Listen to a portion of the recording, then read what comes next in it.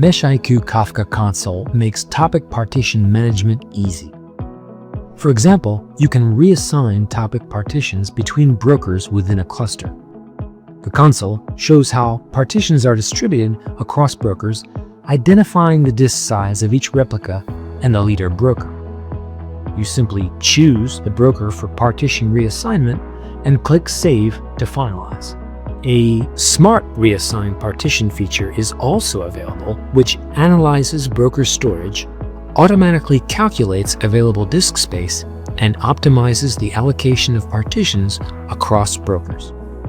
meshIQ Kafka console provides 3 options for partition leader reelection.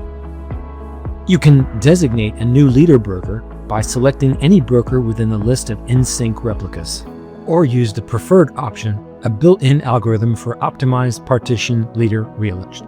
Unclean leader reelection, where a partition which is not in the list of ISRs can be elected leader, is only used in cases where there are no available ISRs due to issues, such as network problems or broker unavailability. In addition to these valuable functions, you can also easily increase the number of partitions for a topic, change the replication factor, and also export partitions.